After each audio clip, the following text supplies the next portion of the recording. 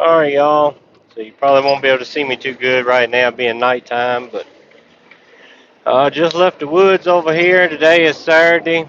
Brought one of my trailers back over here because I brought it home so I could weld some extensions on the top and get a little more weight on it. That trailer there had short standards on it, and the pine and logs and stuff, it does alright, but this old hardwood we in right now, it ain't got no weight in it, so uh, need every pound you can get on it right now.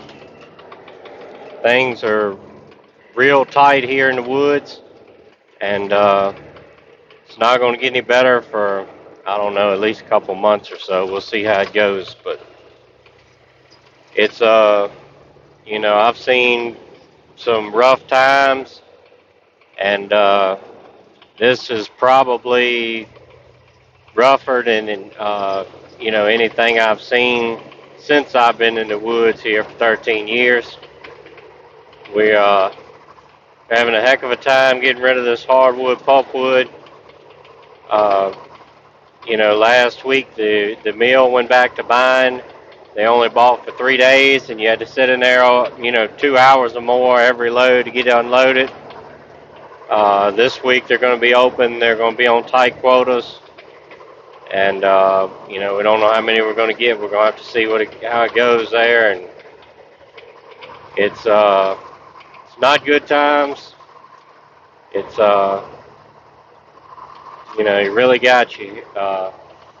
Like I said last week, they bought for 3 days. They were wide open, or so they say, wide open, but they they're not wide open because they limit you so much. Because when you come in there and you got to set, 2.5 hours per load, I mean, really, how much can you do?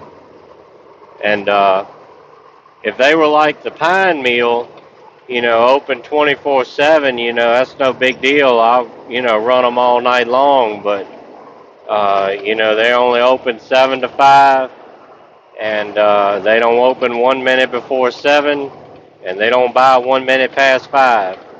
So they really got you in a tight box. But anyway, we just have to see how it goes. Do our best to, struggle through it. Like I said, we've had some rough times before, and it's here again. It seems like we were wide open, through 2020 when everything got shut down, everything got bad. We were still working, every day for the last couple of years, and we're just finally getting to that ripple, and it's our turn to suffer or whatever. All of the shutdowns, all the inflation, price increase, and all that's been going over the last couple of years. It's coming around our doorstep now, so we just have to do the best we can, and hopefully we're still standing at the other side of this thing. There's already been some loggers shut down and quit. I think it was, I don't know, last year, the year before, or something like that. One of the big loggers in South Carolina, Bobby Goodson, he had that TV show, Swamp Loggers and all that, and they couldn't make it. They hung it up.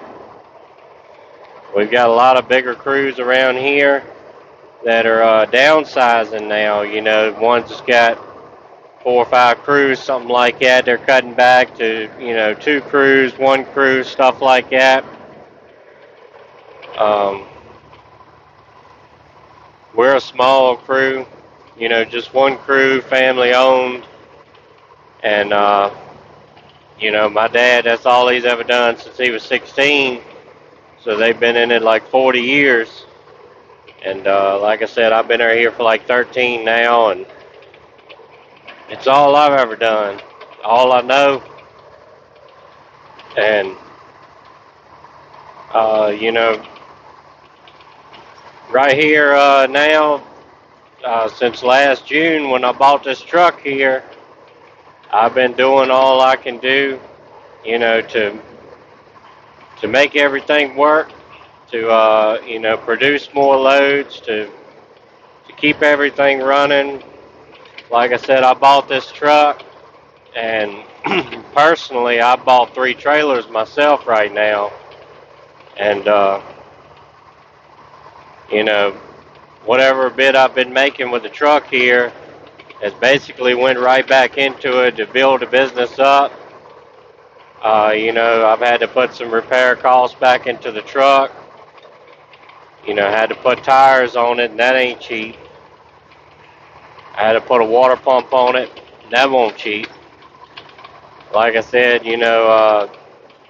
bought 3 trailers now, and one of them had good tires on it when I bought it. The other 2 have been sitting for a long time, and I got a good deal on them, but I did have to put tires on them. So, and I had to do a lot of work to them, cleaning out the brake lines and trailer lights. And I've got one home now that I've just put the tires on, and I cleaned out the brake lines. I think the brakes are good now, and I got to get the lights working on it, and then it'll be ready to go. Try to give us more trailers, so we can, keep loading stuff. Keep our pulpwood loaded up for when we can get rid of it. That way, if we have any machine breakdowns or we're rained out for a day or so or whatever, we can keep the hauling going, because it's just so tight right now. You can't miss the hauling days. You gotta go, And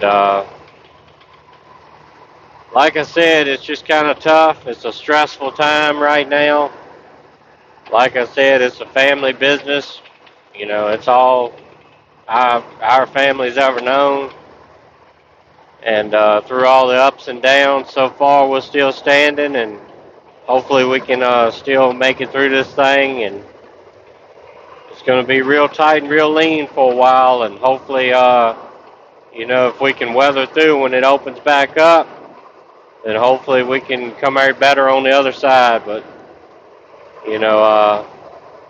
only God can see the future. So we just trust Him to keep us going, let us be able to manage through it. And like I said, I put everything, I've got into it, heart and soul. Like I said, since I've got the truck here, I've been working minimum 12 hours a day, most of the time 14, 15, 16, as much as 20 hours a day. And we've been working 6 days a week here lately.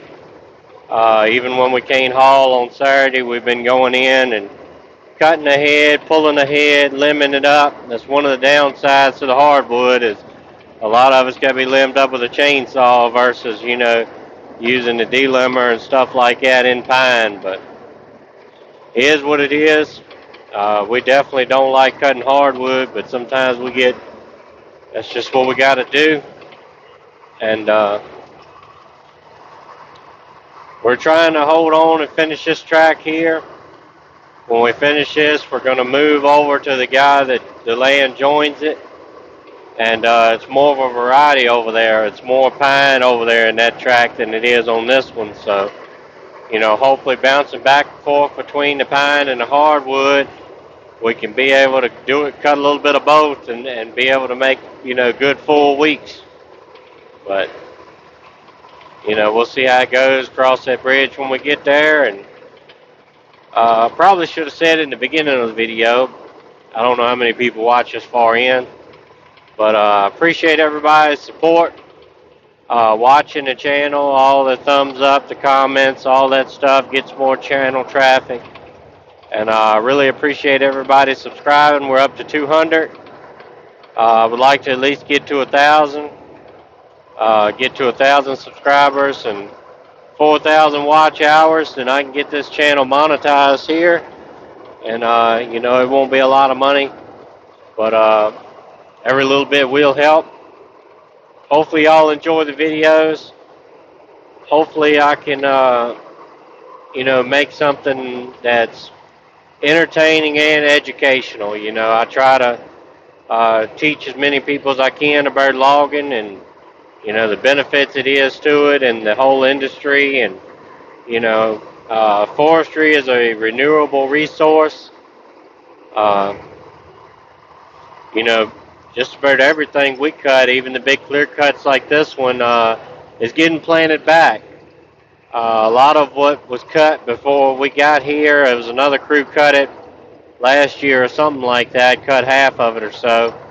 And that's already been planted back. They planted that back about a month ago now. And we were just so busy we wasn't able to, you know, get with them and make a video on it like we were planning to. But they've already got little pines out there growing. Uh, Hopefully in about 20 years I'll be back over here thinning it.